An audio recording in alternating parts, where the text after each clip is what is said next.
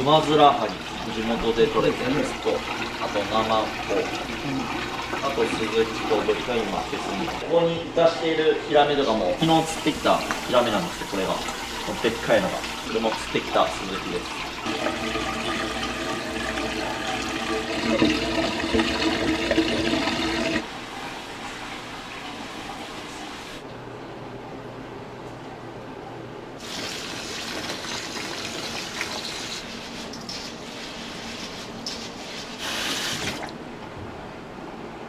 15、14ぐらいで修行してました、最初。で、そこから寿司屋台ですね、3年ぐらい修行行って、ここが、もうそろそろで3年ぐらいですね。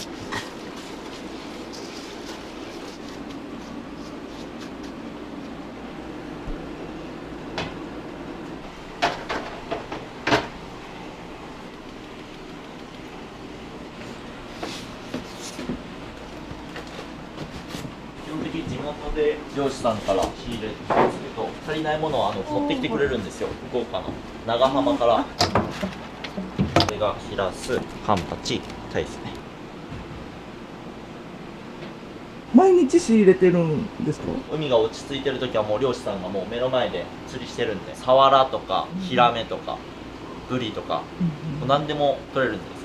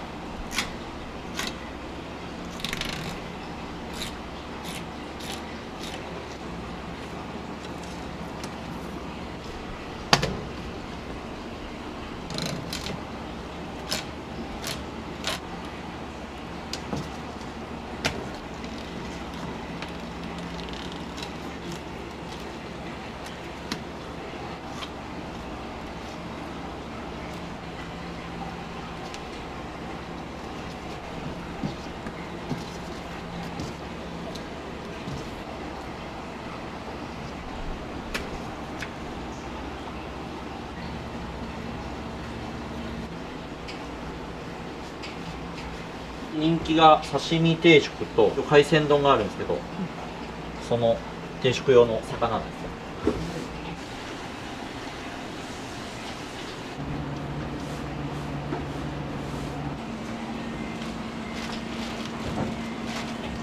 これが市場から入ってきてるんです。でこれが今日朝仕入れてる。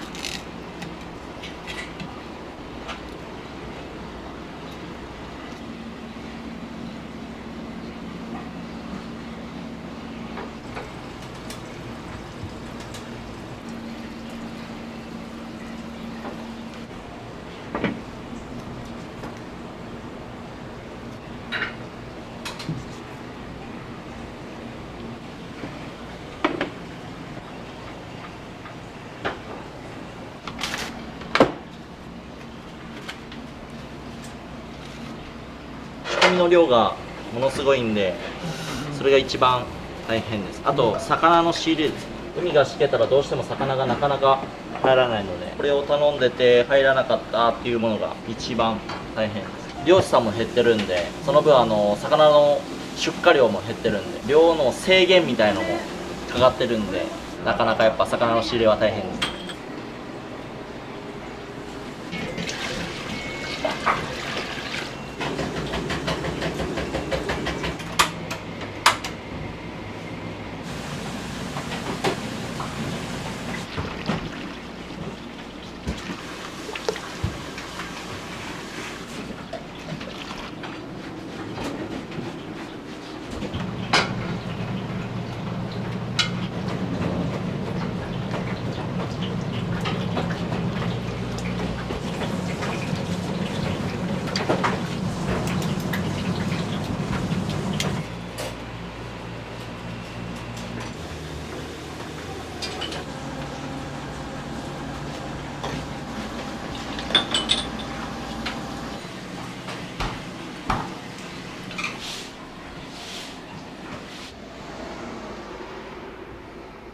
卵焼きですね。甘めの卵焼きを作ります。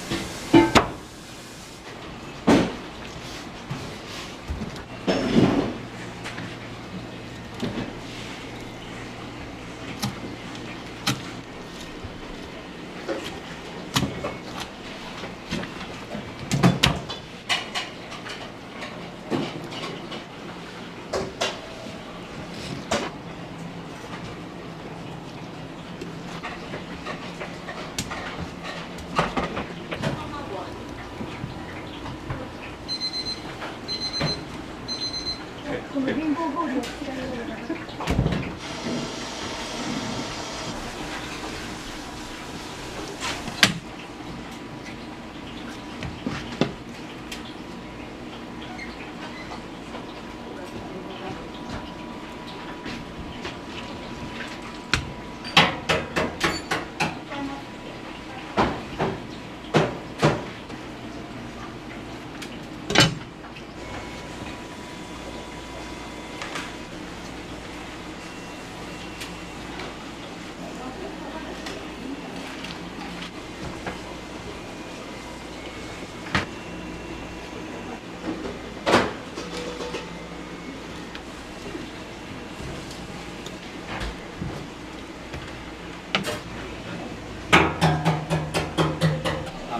トロです。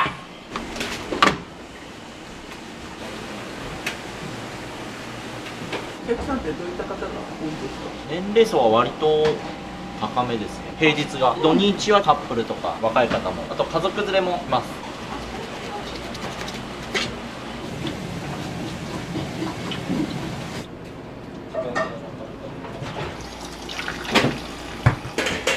何が入ってるんですか？これは玉ねぎとらっきょうと塩コショウとバジルマヨネーズ言ってんかな。なんかパセリかバジルかなんか出来上がりました。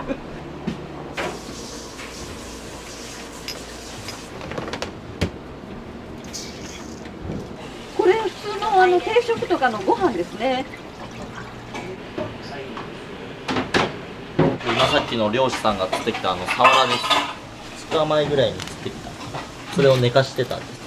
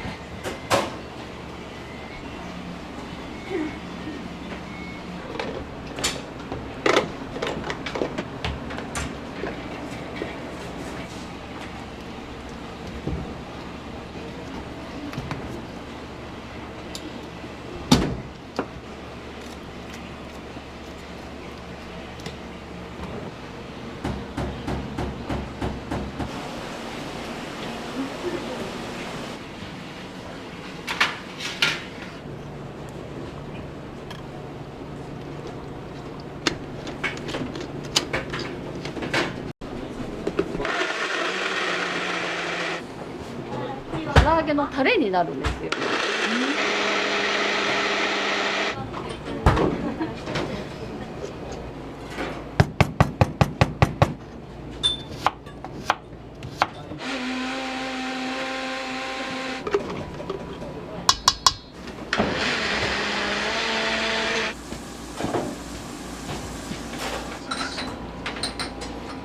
定食の唐揚げの仕込みですね。一人前が相当でかいんですよ。だいたいこのサイズ4枚ほど入れております。月に唐揚げ作る量でだいたい100キロほどもう毎日のように仕込んでる感じです。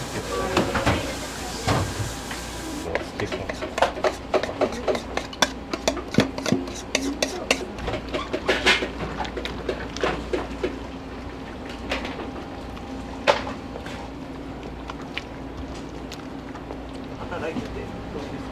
楽しいですか？パートの皆さんとかもみんな優しくて。違いましたっけ？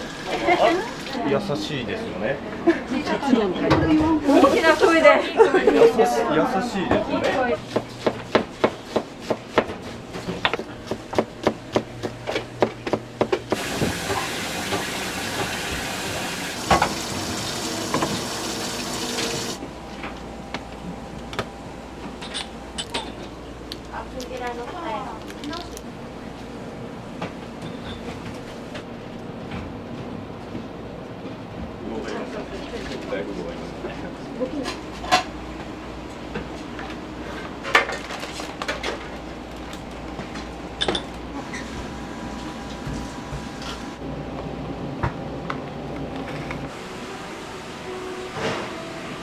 レジンのカウンターです。知り合いの人に作ってもらいました。1枚もので2ヶ月ぐらいかけて、レジン一気に流したらなんか燃えるらしいんですよ。なので徐々に層を作って何回も重ねて流して作るらしいんですけど、めっちゃ可愛いですよね。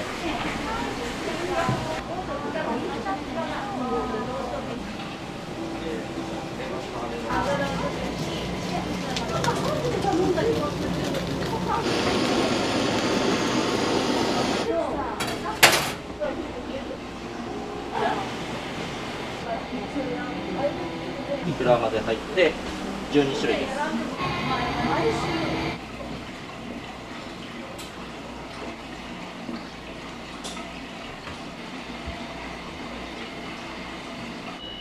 すいません、お待たせしました。はい、てか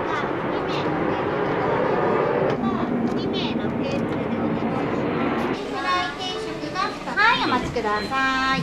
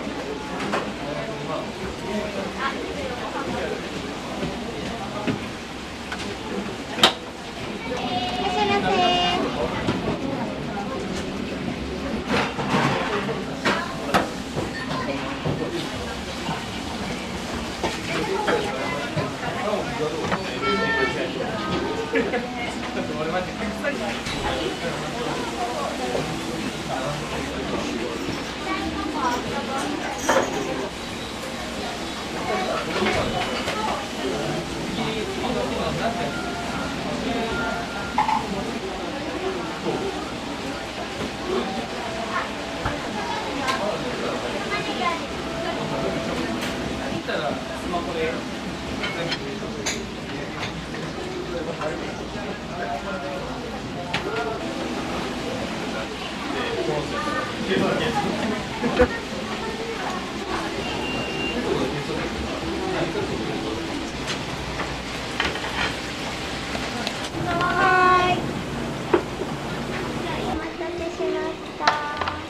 おかわりおっしゃってください。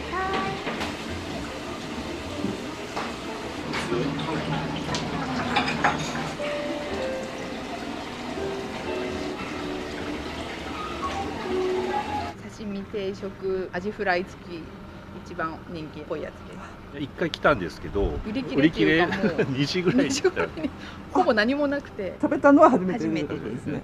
美味しかったです。最高に美味しかったね。お刺身最高でした。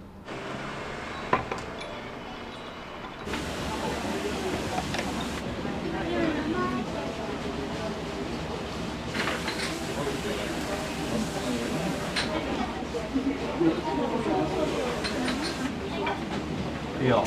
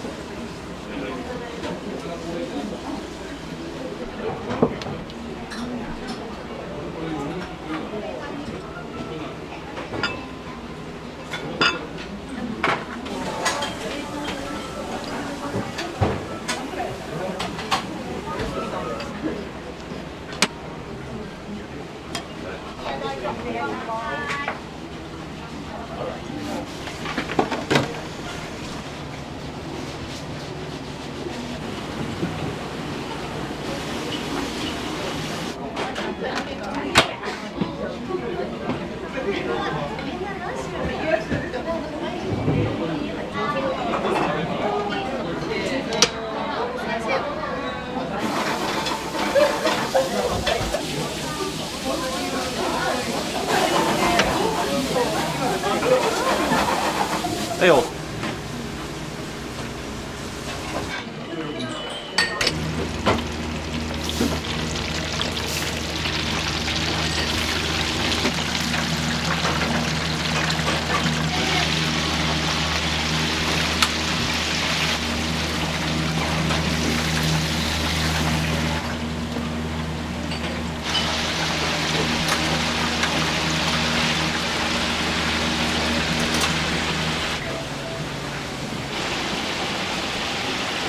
ご飯おかわりおっしゃってください。うまいっす。結構でかいね。手応えがあります。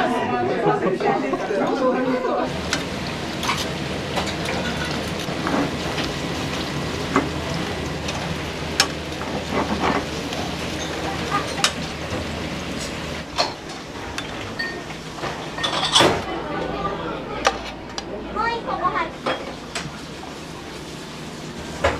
一個だけちょうだい。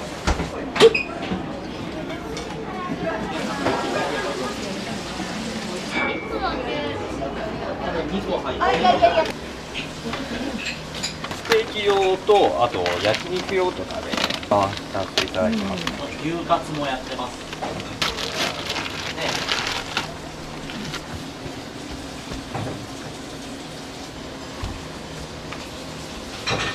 リブロスですね。バラしていきます。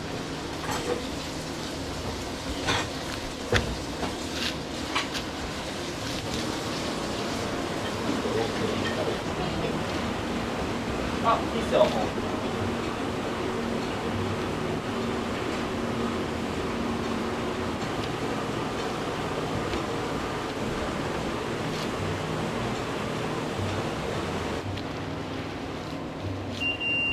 ここをステーキとか牛カツとかに使ったりします。こうしたやつにはなるんですけど、空気に触れて色がもう赤くサシの入った綺麗な色になって、これもこのまま冷蔵庫入れとったら綺麗に赤くなります。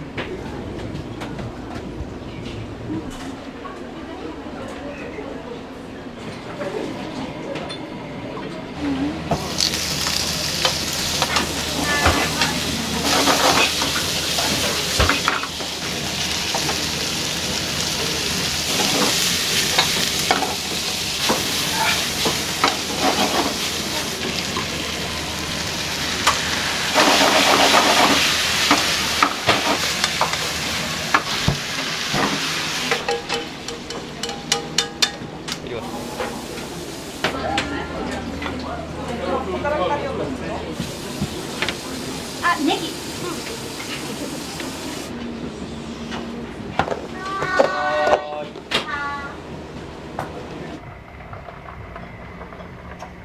地元の焼肉屋さんで10年ぐらい修行させてもらいまして、オーナーと知り合ってこっち側でやるような形を取らせてもらってます。大体肉のことやったらさばきますね。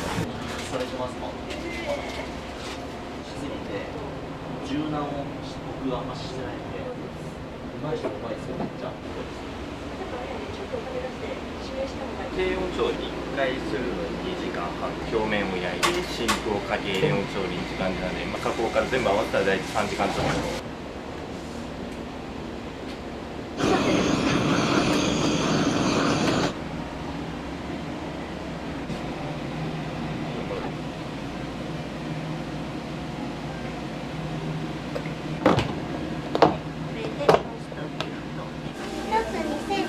2656円ずつです。はい、ありがとうございます。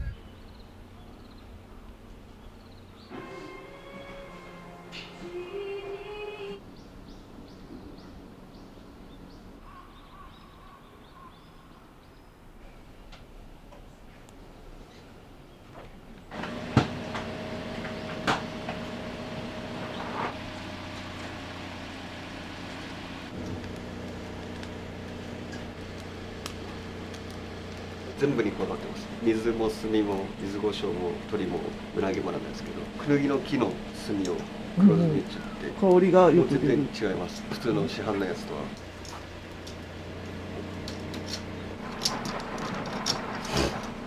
8月オープンしたんで4ヶ月ぐらい。土曜日と日曜日と祝日、実はしてないです。皿はてんこ盛りに溜まってたし、引いた皿も置く場所がないで、もうすごかったね。それでもね、2、30組ぐらい返したんよね。最初もうほんと10時前から待機してくれちゃったりとか、最初は予約の席取ってやってたら、よそから来てくれちゃうお客さん、フォア連休予約今も専用にしちゃうんやけど。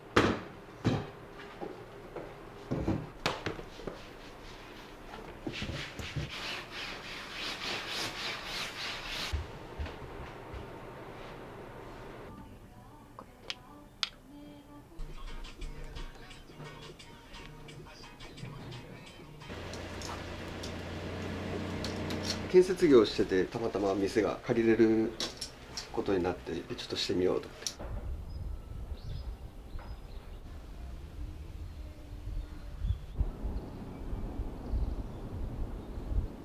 桃と地鶏だけして魚関係はここにしまって焼き加減とかも全部違うんで分かれてしてます。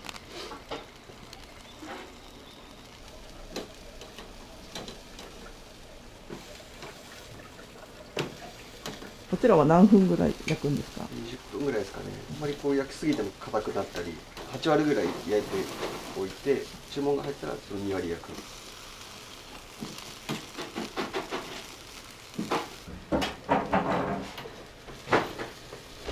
それがなんか持ってかれるとですね。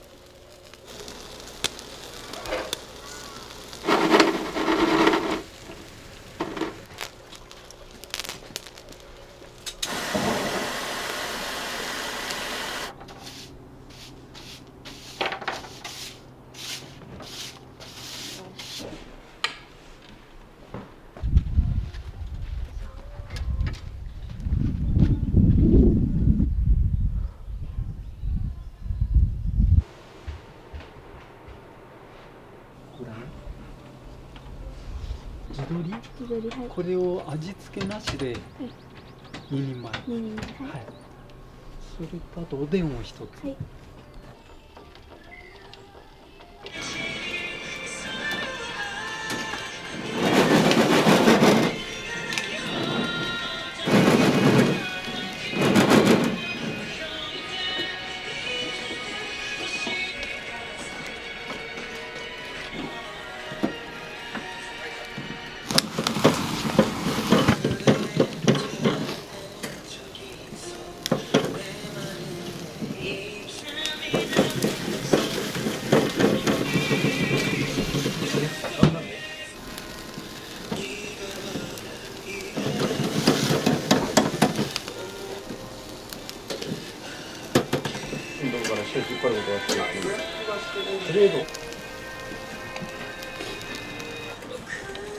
足足よ。どんなっすかみたいな感じで。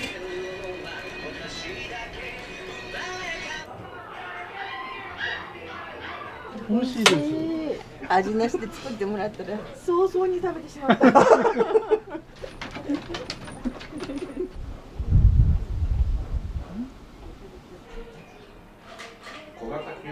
注文入ります。2番うな丼1、もも1、地鶏1、お願いします。 OK です。焼き物はここでします。上で焼いて下に持っていったり。人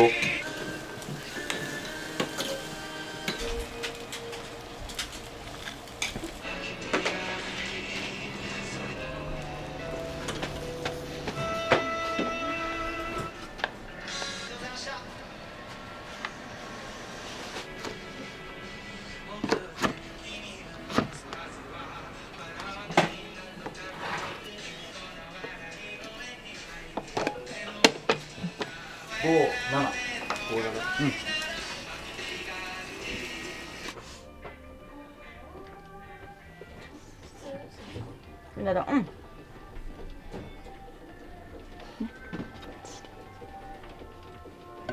はい。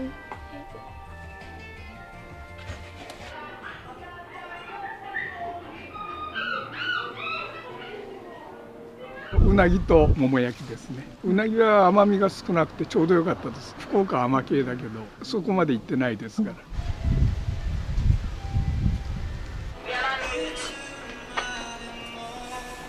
はい。で、お持ち帰りはさ、もうここでちょっと日本とね、地鶏。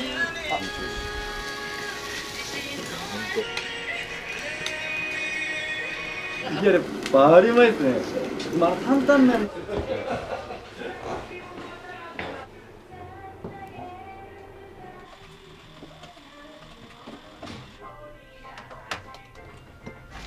だよ。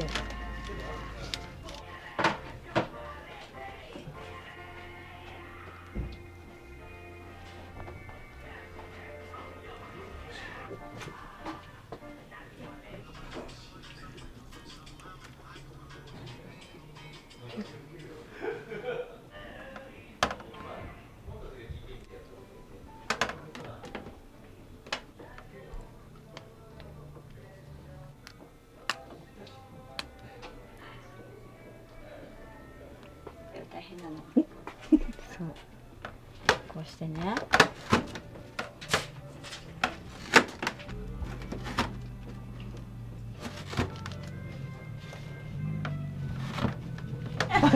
絶対にやけどしよう、本当に。よし。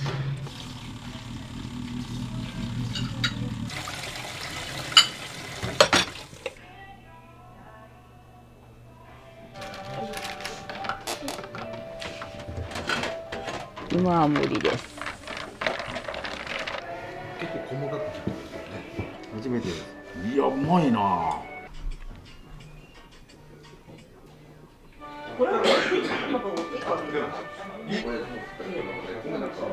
ありがとう。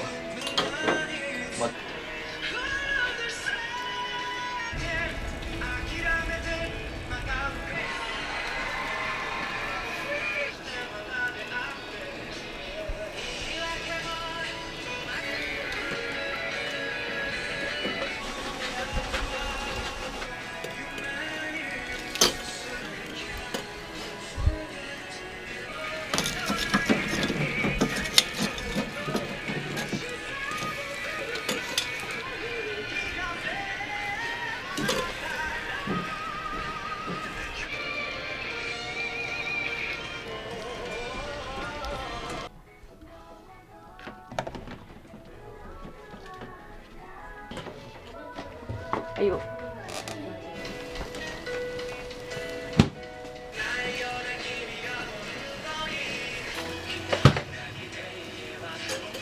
今から忙しくなるんです。そうですね、大体はお正月明け一発目なんで、どれぐらいお客さん来るかちょっと今日は分かんない。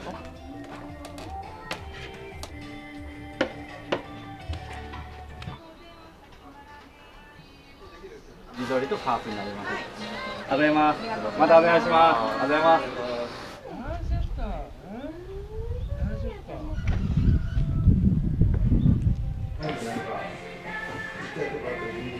初めて来ました。うなぎ丼と鶏のやつと鶏のやつを食べました。美味しかったです。全部美味しかったです。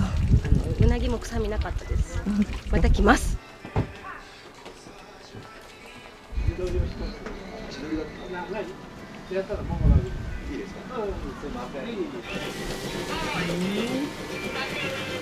はい、ありがとうございます。鮎とヤマメで串焼きでここで焼くの。あ、そうです。今はちょっとヤマメなんで、鮎は中焼きになるんで。はい。ヤマメのソースにって入らないとね、かな。あ、わかりました。すみません。ありがとうございます。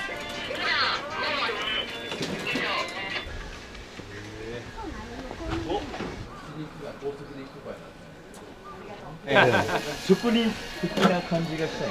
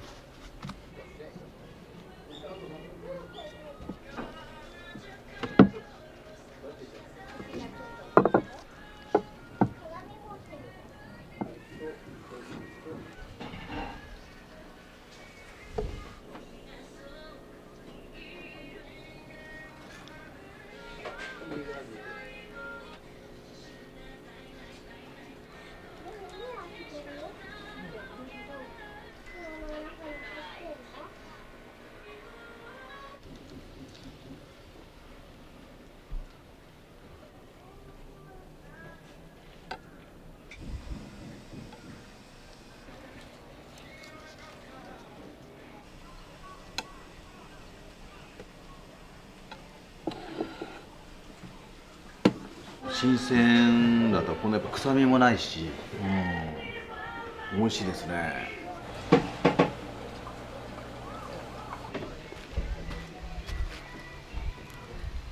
半分か1本か。1本でいいです。はい、いいです。食べる。分からんところで勝手に挨拶される。スピーク。スピーク。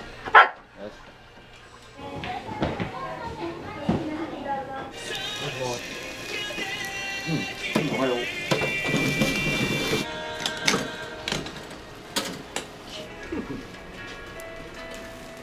またお願いします。ありがとうございます。ありがとうございます。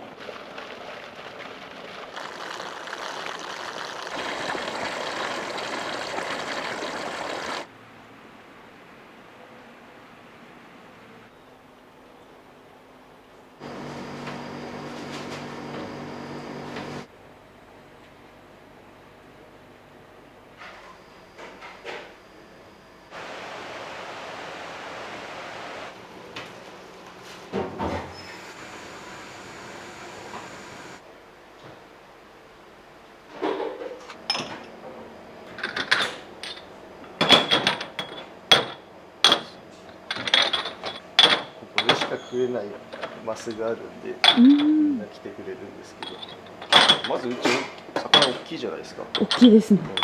まずそこで捕獲の違うじゃないですか。だからその魚をでっかい魚を釣りに来たんだってお客さんがやっぱり。たまにちっちゃい魚釣れるとこんな小さい魚いらないっつって逆に怒られる。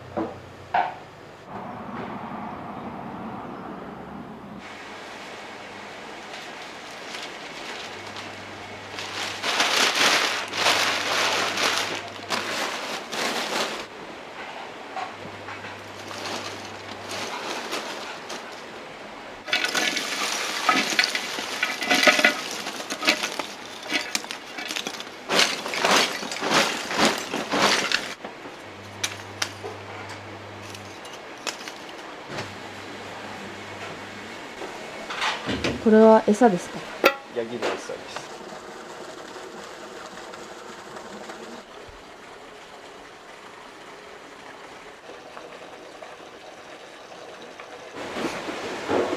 今から彼がヤシオマスさばきます。あ、さばくんですね。じゃあぜひ刺身用にするんで。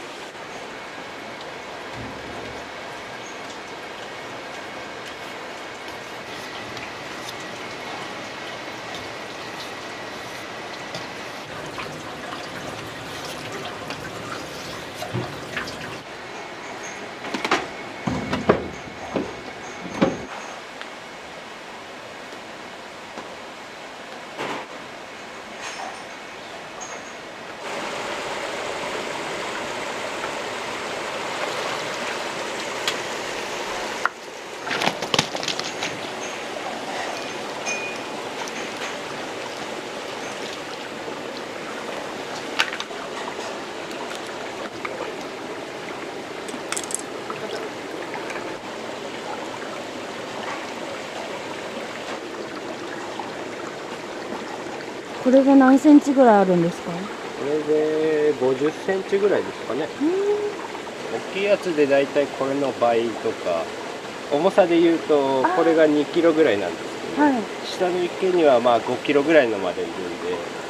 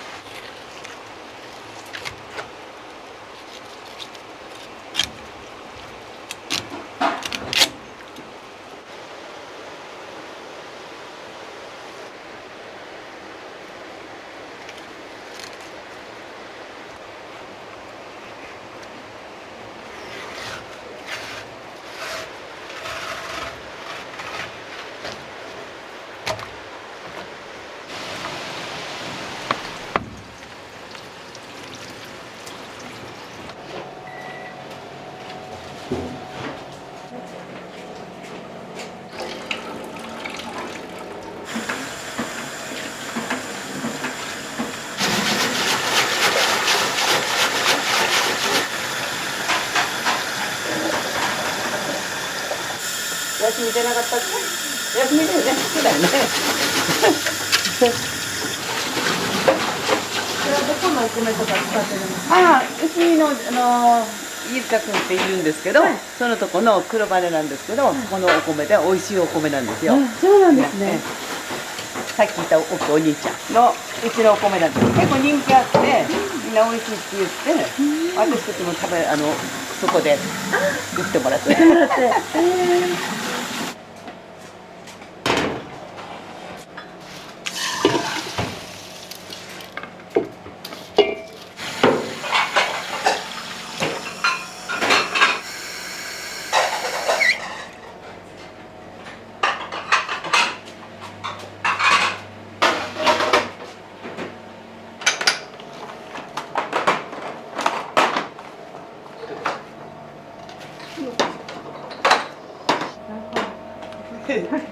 2つあるよ、2パック。もう一つ。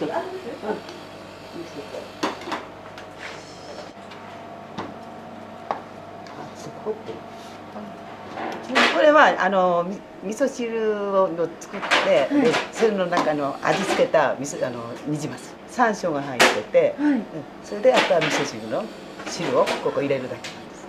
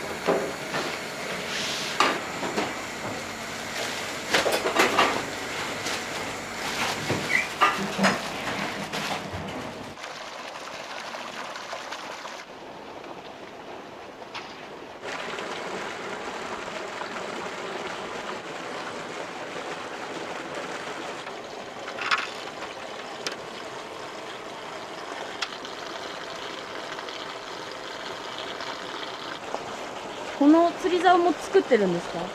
全部手作りです。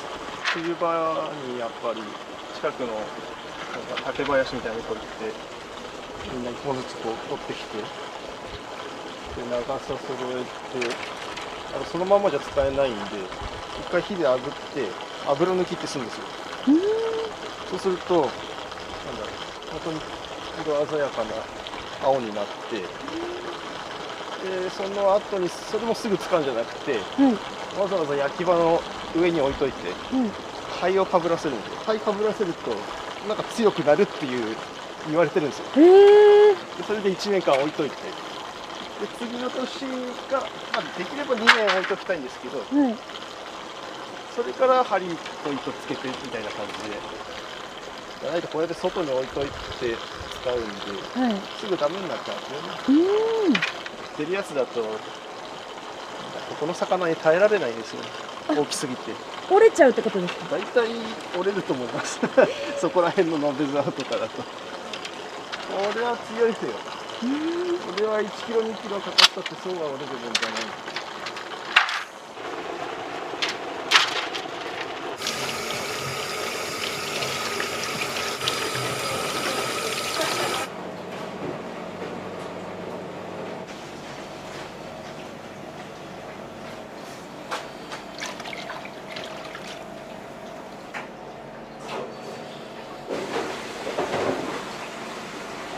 油がね、とか汚れとかいろいろ油があるんで、それを取ってるんですよ。きれいにして、頭とか骨とか、ヤシウマとかニジマスの、そういう骨がとかのから出汁を取ってね、やってるんですけど。ヤシオマスっていうのはすごい脂が乗ってるんですよ。今日はそうでもないんですけど、もっと脂がこうすごいここにねギタギタになるくらい、それを取ってるんです。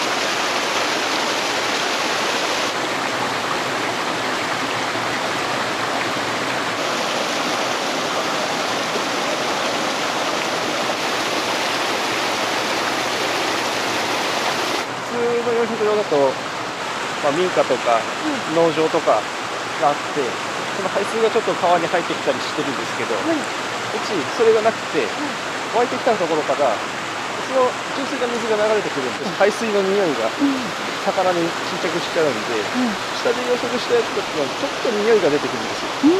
だけどうちの場合だとその純粋な水しか流れてきてないんで、その魚にの変な匂いというか嫌な匂いみたいのが全然出ない。だからそういうのに美味しいって言われるんですよ。だから他のところで食べたニジマス食べられなかったけど、ここのは食えるって言って来てくれる人結構いるんで、刺身も食べてもらう人多いですけど、一回好きになったらもうずっと魚、もう10匹全部刺身とか、食べたいお願いしますみたいな感じでやってくれる人多いんで。ここで養殖してるものは全部ヤシオマスになる？いや、うちはニジマスとヤシオマスとイワナで3種類やってるんですけど、全部うちで卵絞って、で最後の親にするところまでも全部やって、要は完全養殖みたいな形で全部やらせてもらってます。だからもう品質もずっとうちで全部育ててるんで、そういう面でも安定して届けられるっていうところになりますね。大体この放流する釣れる大きさになるまでどれぐらいかかるんですか？それが大体2年3年という形ですかね。結構かかるんですね。ヤシオマスに関しては3から4年ぐらいはかかっちゃう。他の養魚場だともっと早く育つんですよ、本当は。だけどうち水温が冷たい、年間通して冷たいんで、それだけちょっと成長のスピードが遅くはなったりするんです。その分みんな締まりが逆に良くなる。身の密度が濃いというか、そういう感じになるんで、ここで食べるヤシオマスは本当に噛み応えがあるぐらいの、ブリじゃなくてブリみたいな感じの食感になったりとかするんで、だから噛めば噛むほどその後に旨味が出てきたり。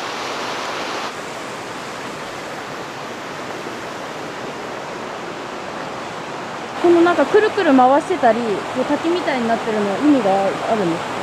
これは水車って言って空気をかませて水をで水の中に酸素を供給するのと流れを作るっていう意味でこれ入ってて、それあることでやっぱり水の中の酸素量って少なければ少ないほど魚が要は酸欠状態になっちゃうんで、食べる量も減ってきたりとか、やっぱり密室にちょっと影響してきたりとかっていうのもあるんですけど、それを高めてあげることで食べる量も増えて、でなおかつ健康になるっていう形で、だから掃除は月に1回は全部上から下まで全部やるんで、そうなんですね。水抜いて下ブラシかけて、それやらないと維持できないんで。一応やっぱりおいしい綺麗な水は入ってくるんですけど、どうしても魚の排泄物とかがあったりするんで、それ溜まってきちゃうとそこから匂いだの病気だのが出てきたりするんで、それを全部一回流してあげて、で常においしい魚をお客さんに提供するってことで、そろそろ仕上げ入ってくる魚。うん。まあ、比較的にはもう十分にまず大きさが 1.5 キロ以上、色につき具合とか、ああ、そういうの。あと油の中に含まれるオレイン酸の量が何グラム以上とかっていうのがあるんで、全部それをなんと7つぐらいかな、それをクリアしたのがプレミアムヤシオマスってなんですけど、その基準はもうこれは満たしてるんですよ。あ、もう満たしてるんですか。もう大丈夫なんです。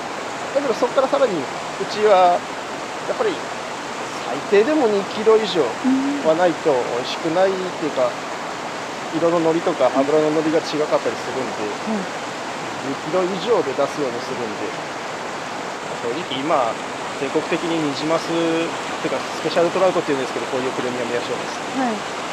結構多いんですよ。もう何百とかってあるんですよ。そうなん、種類が。その中で、まあ、どう差別化図るかみたいなところがあるんですけど、まあ、うちは、まあ、プレミアムヤシオマスっていう、まあ、もちろんブランドがあるんですけど、その環境で育ったうちのプレミアムヤシオマスっていう形で、そこが強みですかね、うちは。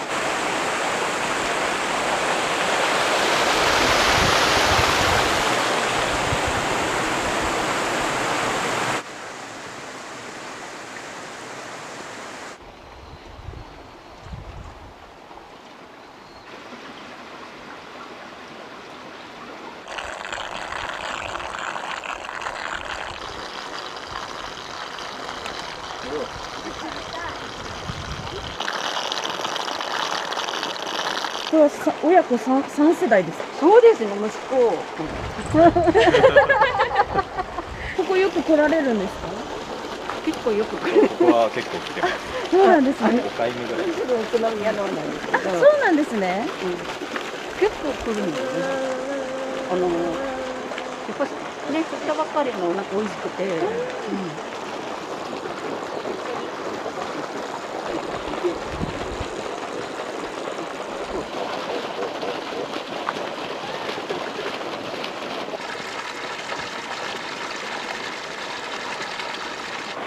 あ、来たかも。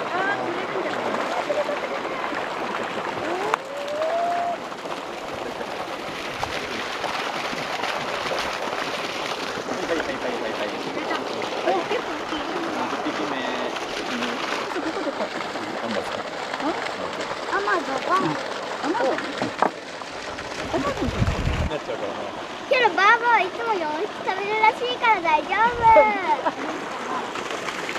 よ。どこバス行く。上手。よし、釣れた。ああ、すごい。重いぞ重いぞ。唐揚げと。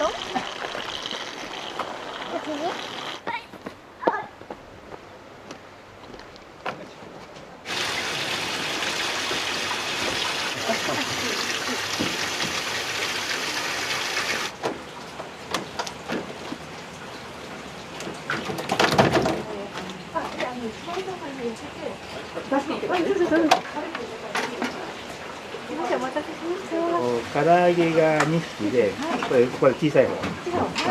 で、残りが白焼き。白焼きです。はいはい。お召し上がりですよね。はいはい。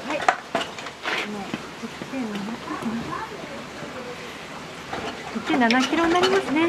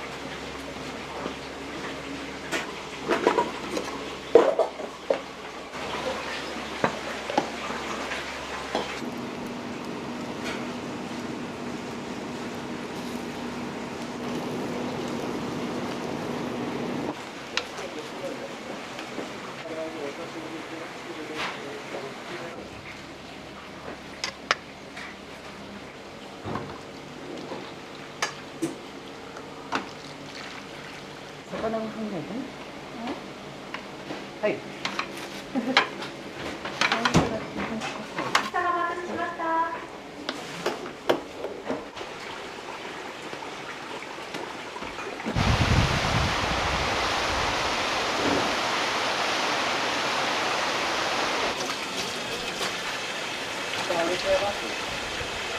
下ではどういう仕事をされたの？あ、今定食用の魚、はい。ちょっと選別してたもんで 300g っていう規定があるんで、一応そのサイズで。そのサイズで選別してきたんで、これからそれをあげようかなと。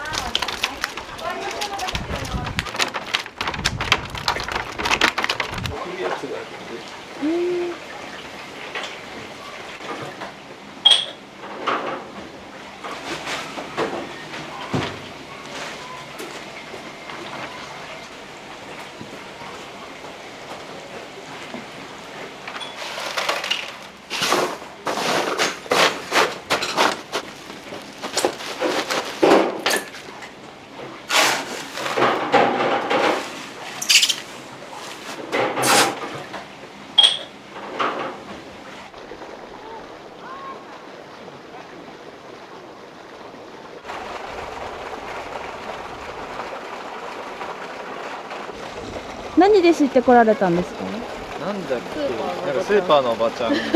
そうだったんですね。そう。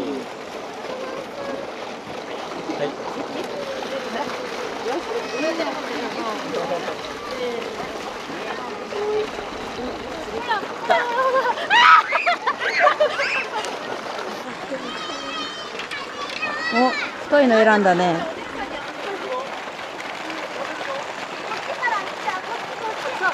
来た来た来た。すごい。あー、楽しい楽しい。なんかいろんなとこにやんないで。イエーイ。すごい。あれ、ご協力してください。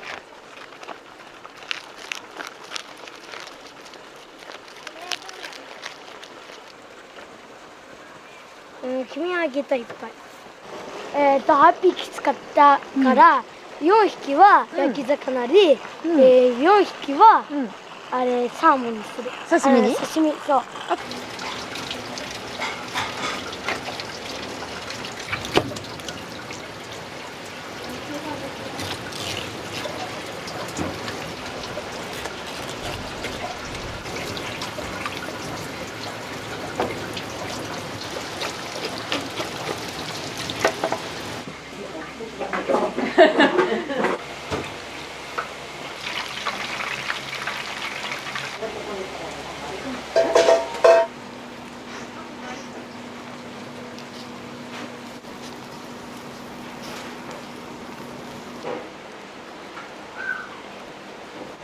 高校2年生の時からここバイトで来てて、で高校卒業してから5年ぐらい海で仕事してて、はい、それから帰ってきたんですけど、まあ通算で10年ぐらい。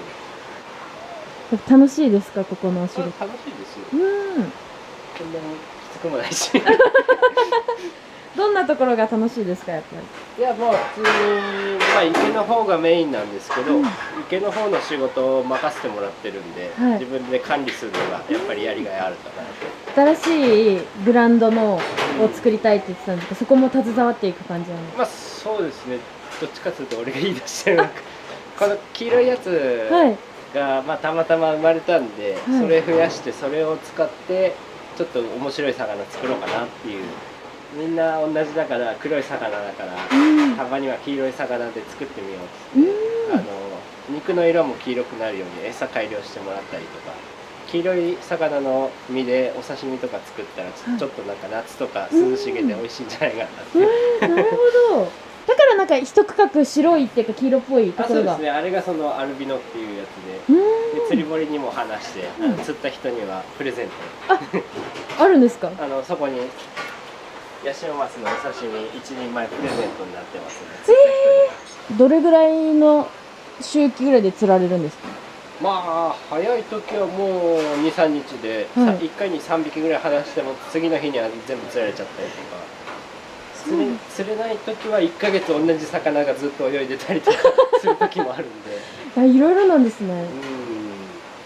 意外と気分屋だから魚も。今の時期なんか卵持ってるからあんまり食いつき悪かったりしますね。4だよね。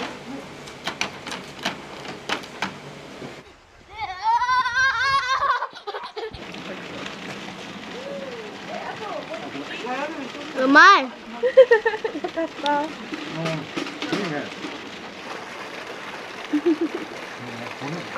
うまい。どれが一番美味しかった？これ。これ。